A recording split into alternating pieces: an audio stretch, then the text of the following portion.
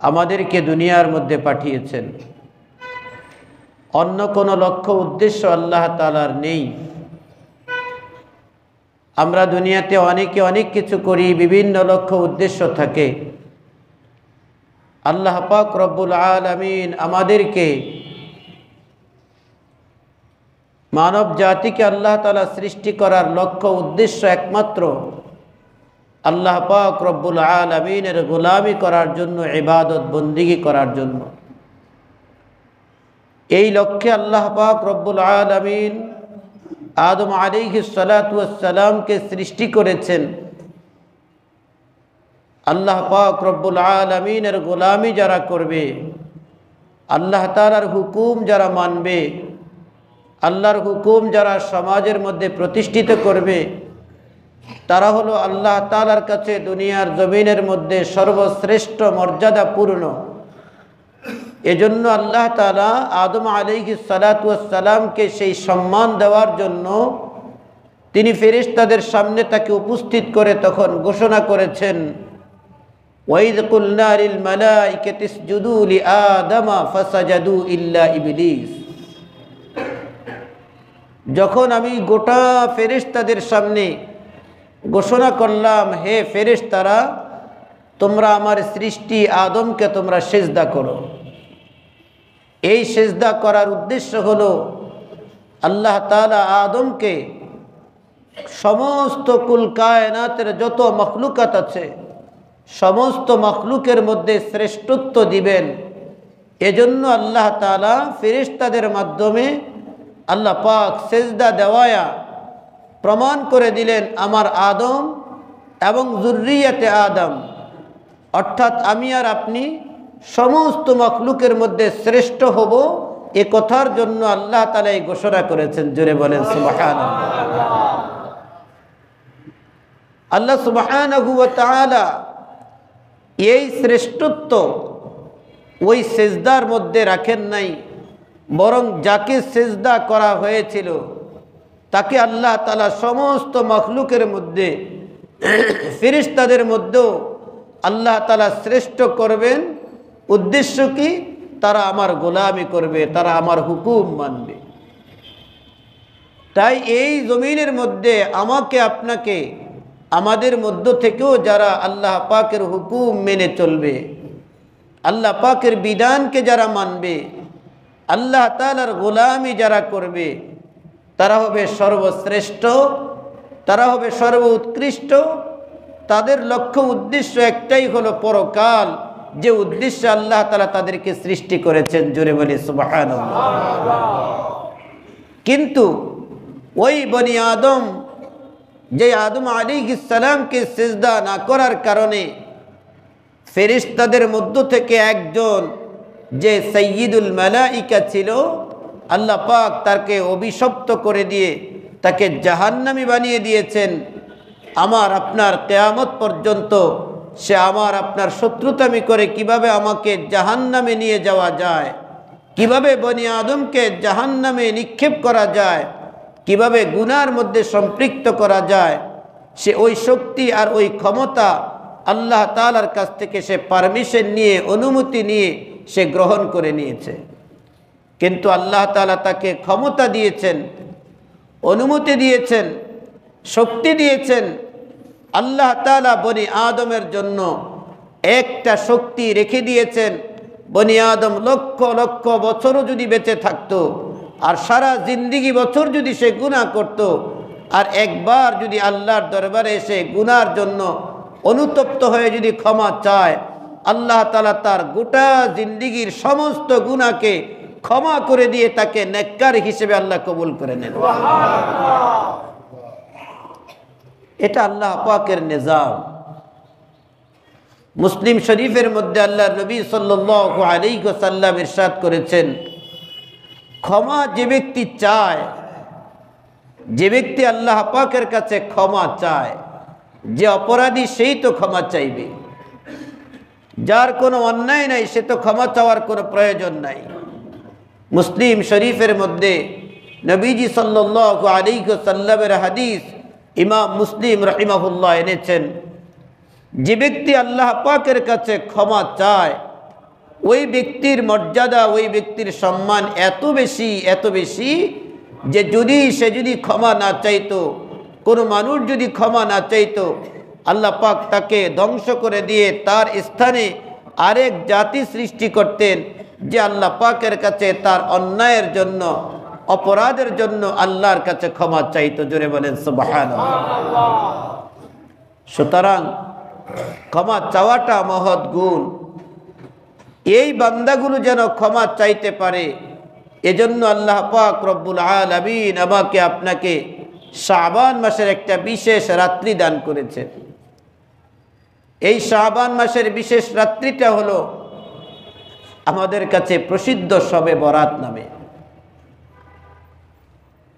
কোরআন এবং হাদিসের কোথাও আপনি শবে বরাত শব্দে তালাশ করে পাবেন না। শবে বরাত শব্দটা আপনি কোরআন এবং হাদিসের কোথাও তালাশ করে পাবেন না। তবে লাইলাতুন নিসফি মিন শাবান, এই শব্দ আপনি একটা নয়, দুইটা নয়, অসংখ্য অগণিত আপনি শব্দ পাবেন। আল্লাহর নবী ইরশাদ করেছেন লাইলাতুন নিসফি মিন শাবান, লাইলাতুন নিসফি মিন শাবান। কেন এই শব্দটা হাদিসের মধ্যে নাই, অথচ এই রাত্রিটা আমরা উদযাপন করি? এই শব্দটা হাদিসের মধ্যে না থাকার একটা কারণ হলো এটা কোনো আরবি শব্দ না। শবে বরাত এটা কোনো কি শব্দ না বলেন? আরবি শব্দ না। আর কোরআন হাদিস কোন ভাষায় অবতীর্ণ? আরবি ভাষায়। আমাদের বাংলা ভাষা এটা মিশ্রিত ভাষা, কিন্তু আরবি ভাষা কোনো মিশ্রিত ভাষা নয়। আরবি ভাষা হলো স্বতন্ত্র ভাষা। তার স্বকীয়তা স্বয়ং আল্লাহ পাক রব্বুল আলামিন কোরআন নাজিল করার কারণে কোরআনের ভাষা, হাদিসের ভাষাকে আল্লাহ পাক রব্বুল আলামিন নিজেই সংরক্ষণ করেছেন। জোরে বলেন সুবহানাল্লাহ। আল্লাহ পাক রব্বুল আলামিন কোরআনুল কারীম নাজিল করেছেন যেই ভাষার মাধ্যমে তার হাদিসকে আল্লাহ পাক রব্বুল আলামিন যেই ভাষা দিয়ে আল্লাহ তাআলা কোরআন নাজিল করেছেন, ওই কোরআনের ব্যাখ্যা করার জন্য নবীজি সাল্লাল্লাহু আলাইহি ওয়াসাল্লামকে আল্লাহ তাআলা দুনিয়ার জমিনের মধ্যে পাঠিয়েছেন। নবীজি সাল্লাল্লাহু আলাইহি ওয়াসাল্লাম মানুষদেরকে কোরআনের কথাগুলো বিবরণ দিবেন। কোরআনের কথাগুলো মানুষদেরকে আল্লাহ নবী সাল্লাল্লাহু আলাইহি ওয়াসাল্লাম বলে দিবেন। আল্লাহ নবীর ভাষা যেহেতু আরবি, এজন্য কোরআন এবং হাদিসের ভাষা আল্লাহ পাক রব্বুল আলামিন নির্ধারণ করে দিয়েছেন আরবি ব্যতীত অন্য কোনো ভাষা হবে না। তবে কোরআনের অনুবাদ, হাদিসের অনুবাদ, কোরআন এবং হাদিস উভয়টার অনুবাদ যে কোনো ভাষায় মানুষ অনুবাদ করতে পারবে, ট্রান্সলেশন করতে পারবে, কিন্তু মূল ভাষা হলো আরবি। তাই আরবি ভাষার মধ্যে কোনোদিন ফার্সি ভাষার শব্দ এভাবে পাওয়া যাবে না। এজন্য শবে বরাত শব্দটা কোনো হাদিসের মধ্যে নাই। এজন্য শবে বরাত শব্দটা কোনো কোরআনের মধ্যে নাই, হাদিসের মধ্যে নাই, কারণ এটা তো ফার্সি শব্দ।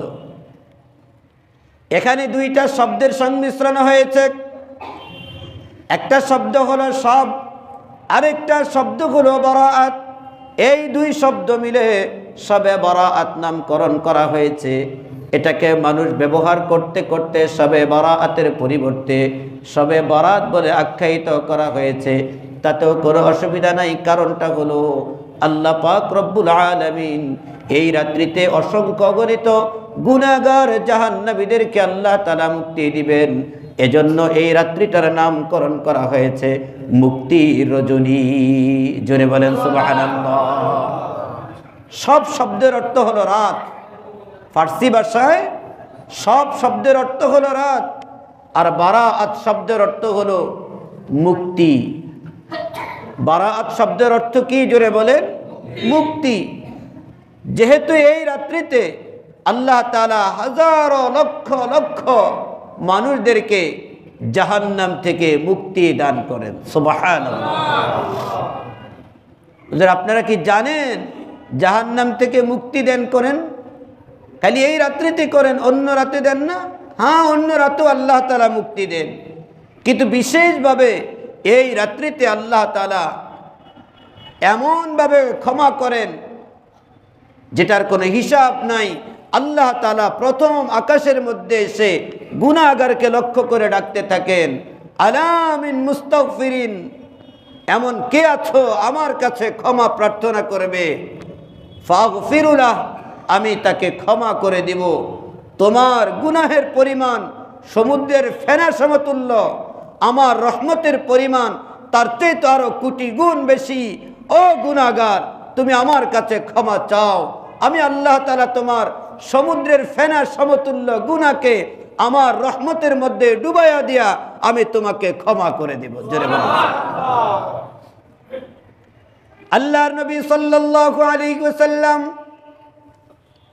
এজন্য তিনি উদ্দেশ্য করে বলেছেন, আমাকে আপনাকে লক্ষ্য করে ও দুনিয়ার গুনাহগার উম্মতেরা, তোমরা ভালো করে শোনো। দুনিয়ার জমিনের মধ্যে অনেক গুনাহ করেছো, অন্যায় করেছো, অপরাধ করেছো, নিজের জীবনের প্রতি নিরাশ হয়ে গিয়েছো, হতাশ হয়ে গিয়েছো। না না, তোমরা হতাশা হয়ো না, নিরাশ হয়ো না।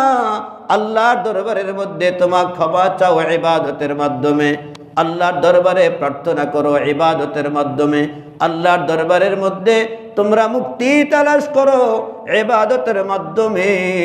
আমার আল্লাহ তোমাকে ক্ষমা করার জন্যই আজকের রাত নির্ধারণ করে দিয়েছে। আল্লাহর নবী সাল্লাল্লাহু আলাইহি ওয়াসাল্লাম তার আমলনামার মধ্যে সামান্য পরিমাণ গুনাহ আল্লাহ তাআলা রাখেন নাই। বেগুনাহ মাসুম নিষ্পাপ ছিলেন, তারপরও তিনি প্রতিদিন 70 বারের চাইতেও বেশি তিনি আল্লাহর দরবারের মধ্যে ক্ষমা চাইতেন। আস্তাগফিরুল্লাহ আস্তাগফিরুল্লাহ আস্তাগফিরুল্লাহ বলে বলে আল্লাহর দরবারের মধ্যে তওবা করতেন। কি উদ্দেশ্য? উদ্দেশ্য শুধুমাত্র গুনাহগার উম্মতেরা, তোমরা যখন গুনাহ করতে করতে যখন জীবন থেকে নিরাশ হয়ে যাবে, হতাশ হয়ে যাবে, তখন তোমরা আমি নবীর মতো আল্লাহ দরবারের মধ্যে ইস্তেগফার করো, ক্ষমা চাও, আমি আল্লাহ তোমার তামাম জীবনের গুনাহগুলোকে ক্ষমা করে দিব। আল্লাহ পাকের ওয়াদা, যে বান্দা ক্ষমা চাইবে আল্লাহ তাকে ক্ষমা করে দিবেন। আজকে রাত্রিটা জরুরিভাবে আমরা যদি মনে করি এই রাত্রিটাতে ইবাদত বন্দেগী করলে বেদাত হবে, কুসংস্কার হবে, আমি বলবো এটা আমাকে শয়তান ধোঁকা দিয়ে আল্লাহর কাছে ক্ষমা চাওয়ার রাস্তা থেকে আমাকে মাহরুম করার পায়তারা করতেছে। এখন সারা পৃথিবীর মধ্যে মানুষ ইবাদত বন্দেগীটাকে আস্তে আস্তে আস্তে আস্তে করতে করতে এমন সংক্ষিপ্ত করতেছে, ইবাদতের মজা আমাদের থেকে উঠে যাচ্ছে। কারণ আপনি আসতে না আসতে আবার যাওয়ার ছুটি হওয়ার সময় হয়ে যায়। ইবাদত বন্দেগী করবেন, কিছু সময় আল্লাহর দরবারের মধ্যে বসবেন, কিছু সময় নিজের জিন্দেগির দিকে তাকায়া চুপচাপ বসে একটু ধ্যান করবেন, আবার একটু জিকির আজকার করবেন, আবার কিছু সময় আল্লাহ পাকের কাছে একটু রোনা জারি করবেন, ইবাদত বন্দেগী করবেন, আবার চুপচাপ থাকবেন। এই যে একটা ভাব গাম্ভীর্যতা আপনার মধ্যে, যে একটা সময় নেওয়া, সময় দেওয়া, একটা যে অবস্থান, এটা আস্তে আস্তে আমাদের থেকে দূর হয়ে যাচ্ছে। কোনোরকমভাবে 2টা-4টা সেজদা দিলাম তো বের হয়ে গেলাম, শেষ কাজ না। আল্লাহ পাকের দরবার, মালিকের দরবার থেকে এত গাফেল হয়ে গেলে আমাদেরকে চলবে না। নবীজি সাল্লাল্লাহু আলাইহি ওয়াসাল্লাম আজকের যে রাত্রিটা আসতেছে, এই রাত্রিতে আল্লাহ নবী সাল্লাল্লাহু আলাইহি ওয়াসাল্লাম উম্মতের জন্য, আজকের রাত্রিতে নবীজি সাল্লাল্লাহু আলাইহি ওয়াসাল্লাম উম্মতের জন্য জান্নাতুল বাকির মধ্যে গিয়ে কান্নাকাটি করেছেন। নবীজি যদি কান্নাকাটি করেন, নবীজি যদি দোয়া করেন, আমি আপনি দোয়া করা এটা কি বেদাত হবে? এটা বেদাত নয়। হ্যাঁ, এই রাত্রিটাকে আপনি খুব জরুরি মনে করলে, একজন মানুষ অসুস্থ অথবা একজন মানুষ সারাদিন বিভিন্ন ব্যস্ততার কারণে আজকে রাত্রিতে এশার নামাজ পড়ে গিয়ে সে ঘুমিয়ে গেল, তাহলে এই মানুষকে আবার যদি আপনি বাধ্য করেন, এবার 4 রাকাত নামাজ পড়ে যাস না, আজকে রাত্রি তো নামাজের রাত, তাহলে আবার এটা জরুরি, বেশি জরুরি মনে করলে এটা বেদাত হবে। আবার একেবারে ছেড়ে দিলে এটাও বেদাত হবে। আপনি কোন দিকে যাবেন? আপনি কোনো দিকে যাওয়ার দরকার নাই। আপনার মসজিদের ইমাম, আপনার নিকটবর্তী আলেম, মুফতি, মুহাদ্দিস, উলামায়ে কেরাম যেটা করে আপনি সেটা করেন, বাস এটাই যথেষ্ট। এজন্য আমরা আজকে রাত্রিটা ইবাদতের জন্য রাত্রি হিসেবে আমরা নির্ধারণ করব, তবে নির্দিষ্ট কোনো ইবাদত বন্দিগি না।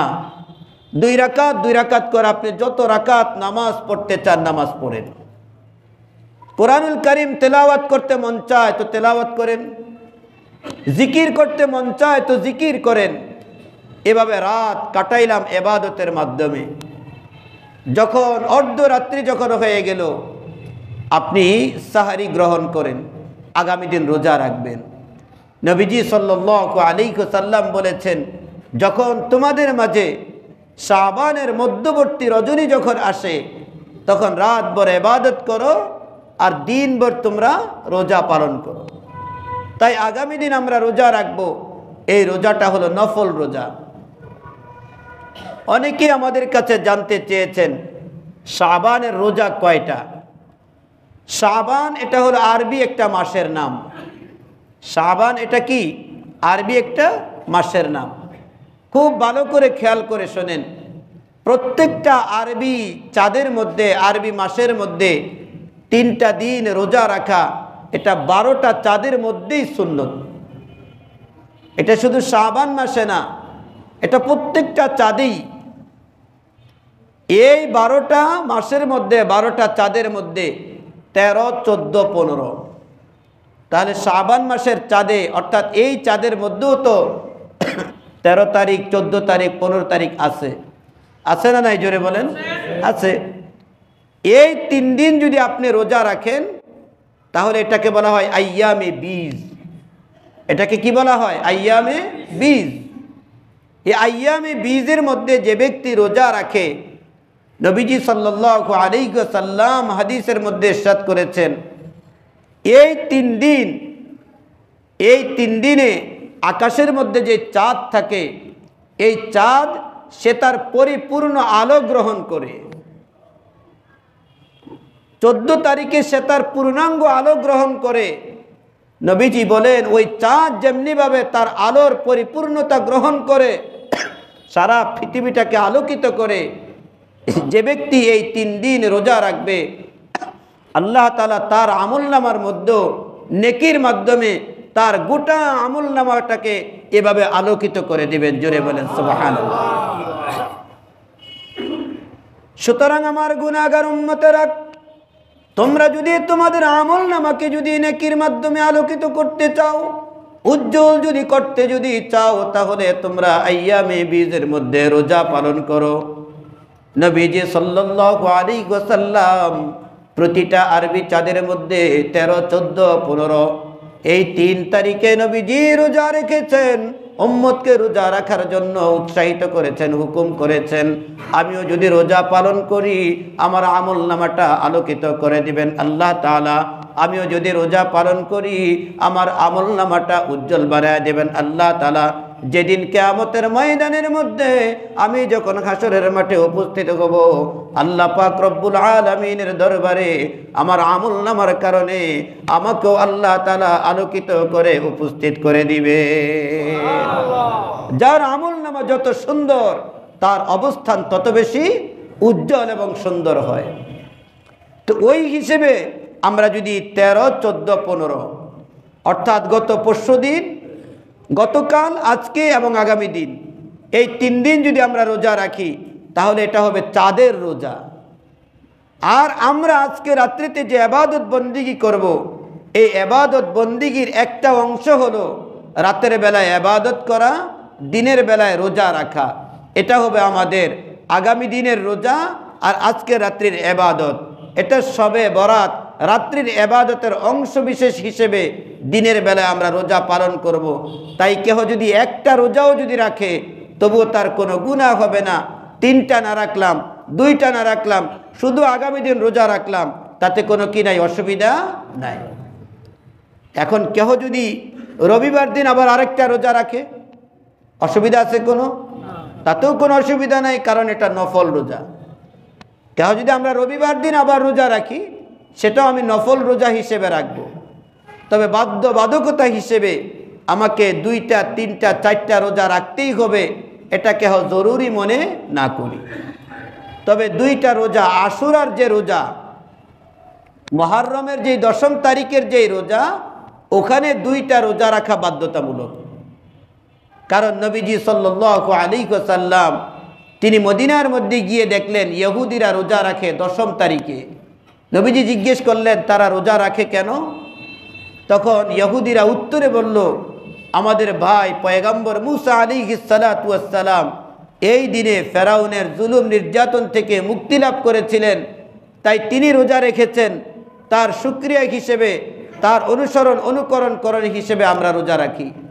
আল্লাহর নবী বলেন, এটার জন্য হকদার তো আমরা বেশি, আমার ভাই পয়গম্বর মুসা, তাই আমরাও রোজা রাখবো। ও আমার উম্মতেরা, আগামী বছর থেকে তোমরাও রোজা রাখবে, তবে একটা রোজা নয়, 2টা রোজা রাখবে, ইহুদিদের সাথে বৈপরীত্য করার জন্য। তাই 10ম তারিখে, আশুরার 10 তারিখে, অর্থাৎ মুহররমের 10 তারিখে আশুরার দিনে তার আগে এবং পরের সাথে মিলাইয়া 2টা রোজা রাখা, অর্থাৎ 9 তারিখ, 10 তারিখ অথবা 10, 11 তারিখ, এই 2 তারিখে 2টা রোজা রাখা। তাহলে 2টা রোজা রাখার বাধ্যকতা, এটা হলো মুহররম মাসের রোজা, আশুরার রোজা নিয়ে। শাবানের রোজা নিয়ে তেমন কোনো বাধ্যবাধকতা নেই। যদি আমার মন চায়, ভালো লাগে, আমি রোজা রাখবো। আর যদি কোনো শারীরিক অসুস্থতা থাকে, দুর্বলতা থাকে, বয়স্ক মানুষ থাকি, তাহলে আমি রোজা না রাখলেও কোনো অসুবিধা হবে না। তবে আমরা বেশি বেশি করে আল্লাহ পাকের কাছে তওবা ইস্তিগফার করব। এজন্য এই রাত্রিতে আল্লাহ তাআলা অনেক মানুষকে ক্ষমা করবেন। নবীজি সাল্লাল্লাহু আলাইহি ওয়াসাল্লাম হাদিসের মধ্যে ইরশাদ করেছেন, এই রাত্রিতে আল্লাহ তাআলা কি পরিমাণ মানুষকে ক্ষমা করবেন জানো তোমরা? ও আয়েশা, আজকে রাত্রিতে তুমি কেন ইবাদত করবে? আল্লাহ নবী সাল্লাল্লাহু আলাইহি ওয়াসাল্লাম আম্মা জান আয়েশাকে সবক দিতেছেন, বলতেছে, ও আয়েশা, আজকে রাত্রিতে বকরির পিঠের মধ্যে কি পরিমাণ পশম থাকে, বকরির পিঠের মধ্যে কি পরিমাণ পশম থাকে গণনা করে শেষ করা সম্ভব না। আল্লাহ তাআলা আজকে রাত্রিতে এমন হাজারো লক্ষ মানুষকে, গুনাহগারকে ক্ষমা করে দিবেন। তাই তুমিও ক্ষমা চাও, আল্লাহ যেন তোমাকে ক্ষমা করে দেন। তবে এর মধ্যে আল্লাহ তাআলা কয়েক শ্রেণীর মানুষকে ক্ষমা করবেন না। আমি আর আপনি যেন ওই শ্রেণীর অন্তর্ভুক্ত না হতে পারি, এজন্য আমাকে সতর্ক থাকার জন্য কথাগুলো বলতেছি। আল্লাহ তাআলা এই রাত্রিতে অসংখ্য গণিত মানুষকে ক্ষমা করবেন। তবে আল্লাহ পাক রব্বুল আলামিনের সাথে যারা শিরিক করে, যারা মুশরিক, আল্লাহ তাআলা এই রাত্রিতে মুশরিককে কোনোদিন ক্ষমা করবেন না। জোরে বলেন নাউযুবিল্লাহ। এখন বলবেন, হুজুর আমরা তো ঈমানদার। আমি কেমন ঈমানদার? আমি মাঝে মধ্যে নিজেকে খেয়াল করলে আমি নিজেই বুঝতে পারবো আমি কেমন ঈমানদার। আমি ভাগ্য পরীক্ষা করার জন্য এখানে সেখানে গিয়ে ভাগ্য নির্ণয় করি, তাহলে বলেন আমি কি ঈমানদার হলাম? আমি ভাগ্য নির্ণয় করার জন্য বিভিন্ন বস্তুর কাছে যাই, বিভিন্ন ব্যক্তির কাছে যাই আমার ভাগ্যটা পাল্টাইয়া দেওয়ার জন্য। অথচ ইমানে মুফাসসাল ছোটকালে আমরা পড়েছিলাম, আমানতু বিল্লাহি ওয়া মালাইকাতিহি ওয়া কুতুবিহি ওয়া রুসুলিহি ওয়াল ইয়াউমিল আখিরি। এরপরে কি বলেন? ওয়াল কদরি খাইরিহি ওয়া শাররিহি মিনাল্লাহি তাআলা। তাকদীরের ভালো মন্দ সবকিছু হয় কার পক্ষ থেকে? আল্লাহর পক্ষ থেকে। অথচ আমরা যাই তাকদীরকে পরীক্ষা করার জন্য একজন গণকের কাছে হাত দেখাই। হাত, ভাই দেখো তো আমার হাতের মধ্যে এই রেখাগুলোর কি হিসাব কিতাব? আপনার হাতের মধ্যে এই রেখাগুলো বানাইছেন কে? জোরে বলেন, আরো জোরে বলেন, কে বানিয়েছেন? কত বড় নাফরমানি কথা! এই হাতের মধ্যে আমাদের আপনাদের এই 3টা 4টা রেখা বড় বড় রেখা আছে, এভাবে নিয়ে মিলাইলে বাম হাতের রেখা ডান হাতের রেখা তো আপনি একরকম পাবেন না। এখন উনি আপনাকে বুঝাই দিতেছে, দেখেন আপনার 2 হাতের রেখা সমান না, তার মানে আপনার ভাগ্যটা অচিরেই নষ্ট হয়ে যাচ্ছে, খুব তাড়াতাড়ি আপনি একটা ব্যবস্থা নেন, বাঁচান, আমাকে কি করতে হবে বাঁচান। আরে বাঁচাবো কি, তোমাকে টাকা দাও আগে তারপরে বাঁচাইতেছি।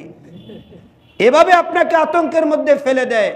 অথচ আপনি একটা বারের জন্য আপনার তাকদীরের ব্যাপারে আল্লাহ তাআলার কাছে দোয়া করেন না, বলেন না, আপনি আল্লাহর কাছে বলেন, আল্লাহ তুমি যে আমার ভাগ্যে কি লিখেছো আমি তো জানি না, আমি অনেক মেহনত করতেছি, অনেক কষ্ট করতেছি, কিন্তু আমার অবস্থা তো আল্লাহ পরিবর্তন হয় না।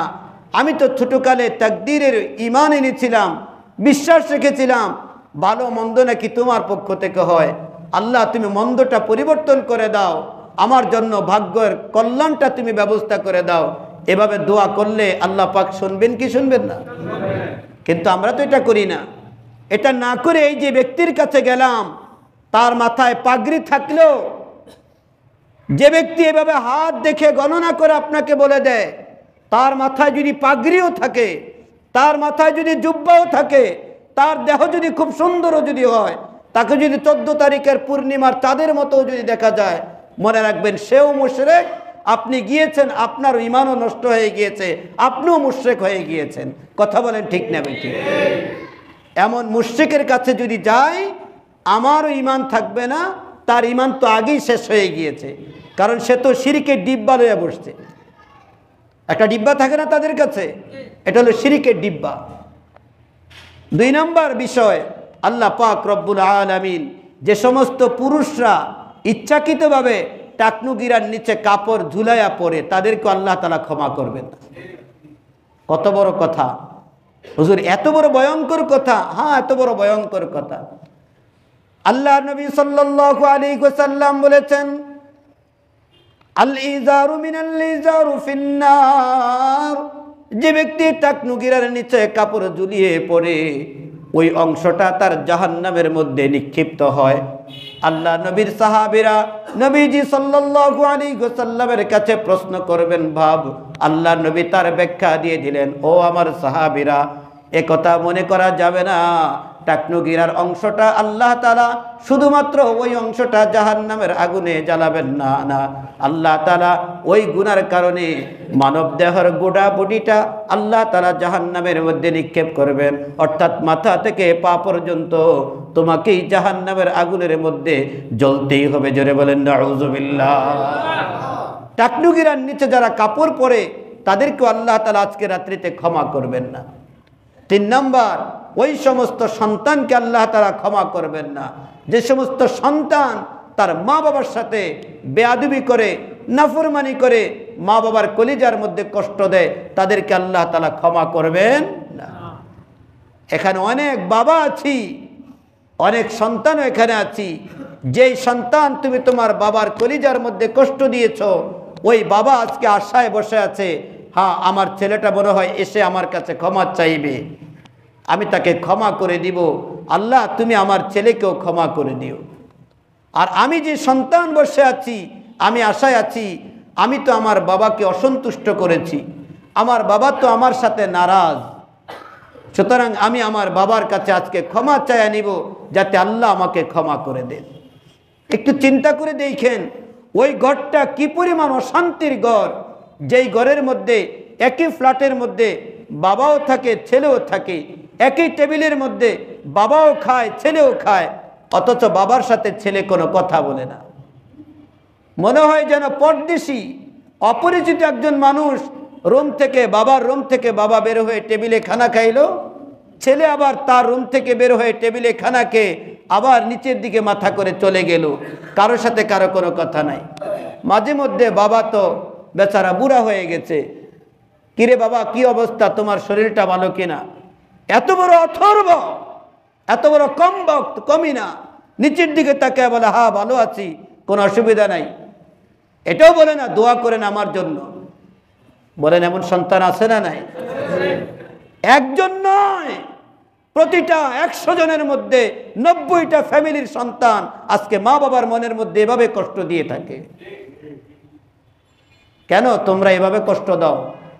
তুমি যদি আল্লাহর দরবারে ক্ষমা পাইতে চাও, আজকে তুমি তোমার বাবার সাথে হাসি দিয়ে কথা বলো, অতঃপর তুমি ইবাদত বন্দেগী করো, অতঃপর তুমি আল্লাহর কাছে ক্ষমা চাও। আজকে তুমি তোমার বাবাকে ছোট মানুষের মতো আদর করো।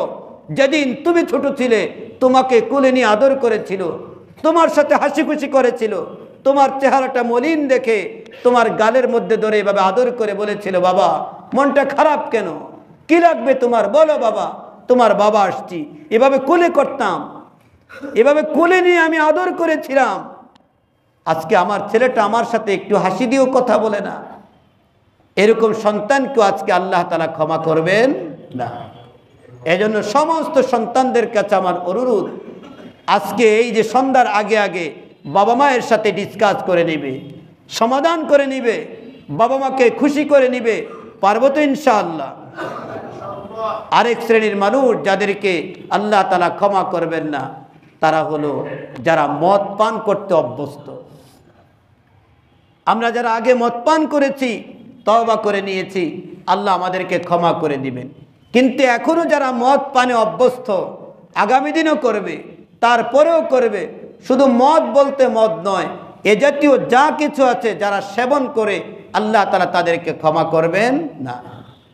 তাই এই কয়েক শ্রেণীর মানুষের কাতারের মধ্যে যেন আল্লাহ পাক আমাদেরকে অন্তর্ভুক্ত না করেন, আমাদের যুব সমাজকে অন্তর্ভুক্ত না করেন, বরং আমরা সবাই আশাবাদী আজকের রাত্রিটা ইবাদতের রাত, সন্ধ্যার আগে আগে আমি আমার দুনিয়াবী সমস্ত কর্মকাণ্ডগুলোকে ছেড়ে ফেলব, সম্পূর্ণ করে আমি মসজিদের মধ্যে এশার নামাজ পড়তে আসব জামাতের সাথে। এসে আমি মসজিদে গুরুত্বপূর্ণ আলোচনা হবে এবং সর্বশেষ দোয়া হবে, কিছু ইবাদতের নিয়ম কানুন বলে দেওয়া হবে। তারপরে আমরা বাসাবাড়ির মধ্যে গিয়ে হোক, এখানে বসে হোক, আমি ইবাদত বন্দেগী করব। অতঃপর ফজরের নামাজ আবার জামাতের সাথে আদায় করব। এজন্য আমাকে একটু আরাম করতে হবে, রেস্ট করতে হবে। এখন থেকে নিয়ে আসর পর্যন্ত শারীরিক রেস্ট করব, সক্ষমতা অর্জন করব, যাতে করে আমি ইবাদত করতে পারি। সর্বোপরি একটু দিলটাকে নরম বানায়া প্রস্তুত হই পরকালের জন্য। আমার মৃত্যু যে কোনো সময় আমার সামনে অপেক্ষা করতেছে। তাই আর দুনিয়াদারি নয়, আর গুনার রাস্তা নয়, আমি ইবাদতের দিকে মনোনিবেশ করি। আল্লাহ বলেছেন, ওয়াসারিউ ইলা মাগফিরাতিন মির রাব্বিকুম, আসো তোমরা প্রতিযোগিতা করো, দৌড়াও, দ্রুত গতিতে আসো তোমার রবের পক্ষ থেকে মাগফিরাত অর্জন করার জন্য এবং জান্নাতের রাস্তা গ্রহণ করার জন্য।